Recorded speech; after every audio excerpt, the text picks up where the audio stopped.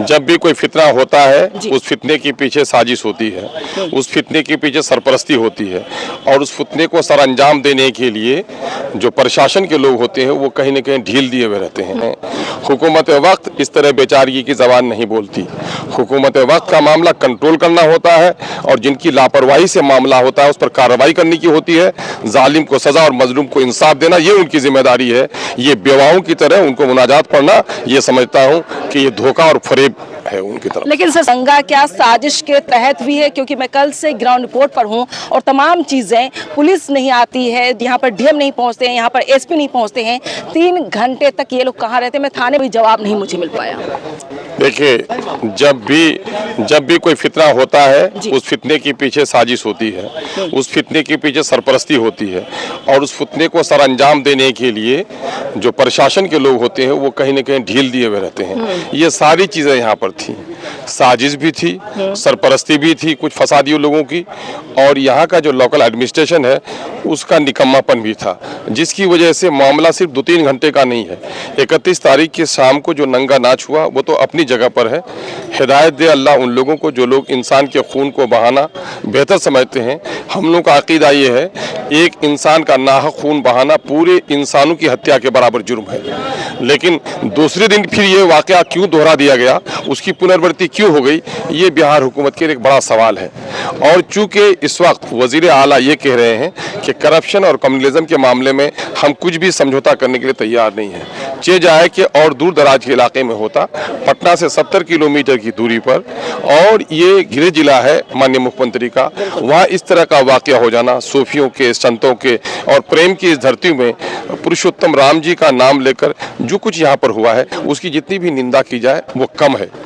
लेकिन जब इससे पहले भी आप आने की कोशिश कर रहे थे, प्रशासन द्वारा आपको रोक दिया गया, लेकिन आज आसानी से कैसे आए? नहीं, सवाल ये पैदा हो, उस दिन उन लोगों ने 144 का बहाना किया, आने नहीं दिया। मेरा जुर्म यही था कि हमने इस जुल्म के, मजलूमों के इंसाफ की आवाज़ हमने उठाई, शायद यही जुर्म था जिसकी वजह से आने नहीं दिया। आज हम लोग आए हैं, कुछ लोगों की मरहम पट्टी करने के लिए आए हैं। मुतासरीन की तो प्रभावित लोगों की एक बड़ी संख्या है, लेकिन उसमें बहुत ज़्यादा जो परेशान हाल लोग थे, बेचारे मजदूर जो सड़कों पर आ गए थे, उनके लिए कुछ ठेला का था, सिलाई मशीन थी, साइकिल थी, कुछ फूड किट्स थे रमज़ान के मौके से, वो हमारे कुछ मोहसिनों ने मदद की, जिसकी वजह से हम लोगों ने कहा कि हम कुछ ना कुछ, आग तो हम पूरी तौर पर नहीं बुझा सकते, लेकिन अपनी चोंच में अगर पानी का कतरा लेकर भी कोई परिंदा जाता है तो तारीख में कम से कम ये तो होता है कि हम बुझाने वालों में थे। तो हम मरहम लगाने के लिए आए, मरहम लगाने उस दिन भी आ रहे थे, लेकिन क्या कहिए, जो लोग बारूद लेकर आए उनको आने की इजाज़त मिलती है, जो लोग पैगाम मोहब्बत लेकर आए और जो लोग मरहम पट्टी के लिए आए उससे लोगों को परेशानी होती है। क्या बिहार सरकार पूरी तरीके से फेलियर है? इसमें कोई शक की बात है क्या? इसमें कोई शक की बात है क्या? इस क्षेत्र होने के बावजूद भी बार बार नीतीश कुमार ये कह रहे हैं कि बीजेपी ने करवाई, नीतीश कुमार फिर ये सवाल दागते एजेंट ने करवाया, उसने करवाया। क्या इसी तरह से अपने आप पर जो बदनामी का एक ठिप्पा लग चुका है उनके ऊपर कि आप उनके गृह क्षेत्र में है, इसके बावजूद आपके घर में आकर अगर बीजेपी हमला करती, शर्मनाक है, इसका मतलब आप किसी लायक नहीं है? यकीनन है, ये खुद ही सबूत दे रहे हैं कि हम दूसरों के सामने में नतमस्तक हैं। इसके माने वो बेचारगी का एहसास दिला रहे हैं। हुकूमत वक्त इस तरह बेचारगी की ज़बान नहीं बोलती। हुकूमत वक्त का मामला कंट्रोल करना होता है और जिनकी लापरवाही से मामला होता है उस पर कार्रवाई करने की होती है। जालिम को सज़ा और मजलूम को इंसाफ देना ये उनकी जिम्मेदारी है।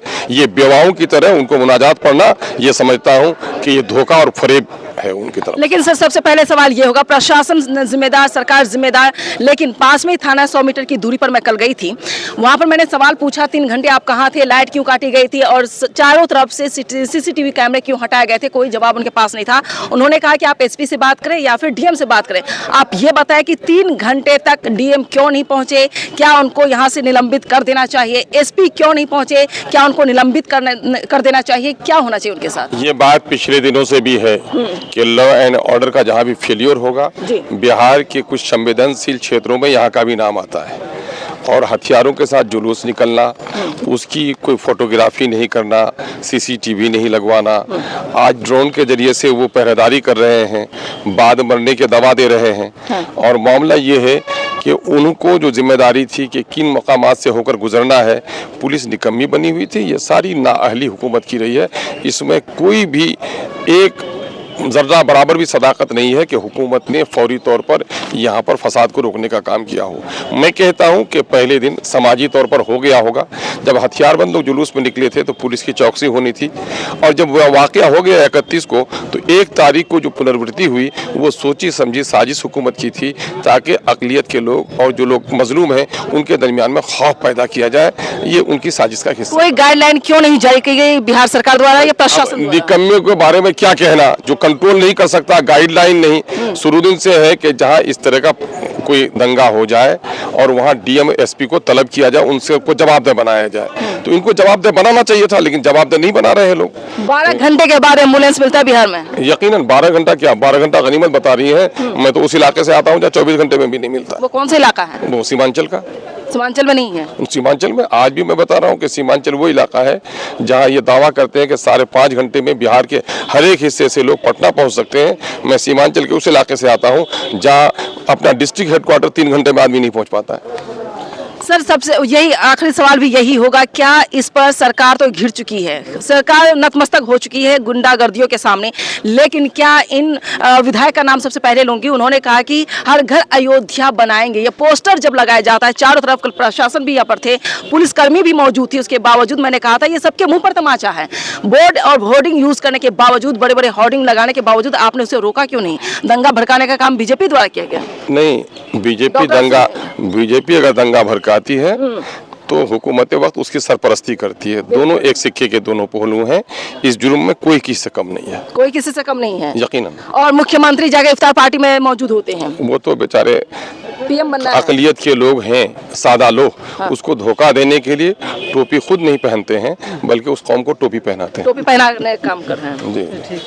चलिए, बहुत बहुत शुक्रिया सर, जिस तरीके से अख्तरुल ईमान साहब ने अपनी तमाम बातें रखी है। और लेकिन मैं सवाल ये पूछूंगी यहाँ के प्रशासन से, यहाँ के तमाम लोगों से, कि जिस तरीके से इन लोगों के साथ दंगा भड़काने का काम किया गया है, और डॉक्टर सुनील जिस तरीके से इस पूरी तरीके से जिम्मेदार, मैं दावे के साथ बार बार कह रही हूँ कि डॉक्टर सुनील जिम्मेदार है, जिन्होंने उत्तेजित करने का काम किया है और इस तरह से भगवा गुंडागर्दियों को बढ़ावा दिया है, और इस पर सख्त से सख्त कार्रवाई होनी चाहिए। और मैं ये भी कहूंगी कि मैं थाने भी गई थी, डीएम और एसपी द्वारा कोई जवाब तलब नहीं हो पाया है, लेकिन फिर से आज मैं कोशिश में लगी हूँ कि ताकि उनसे मुलाकात हो, उनसे बात हो। सबसे पहले सवाल यही होगा, 3 घंटे तक आप लोग थे कहाँ, क्या कर रहे थे? इस सवाल का जवाब हालांकि प्रभारी दे सकते कि नहीं दे सकते, हालांकि कल एएसआई से मेरी मुलाकात हुई, उन्होंने नहीं दिया है, लेकिन आज मैं फिर से कोशिश करूंगी और मैं चाहूंगी कि यहाँ के डीएम एसपी पर सरकार द्वारा सख्ती बरती जाए, यहाँ से उनको निलंबित कर दिया जाए। जब आप वर्दी पहनकर सुरक्षा नहीं कर सकते हैं तो उस वर्दी को उतार कर कहीं घर में टांग दिया जाए।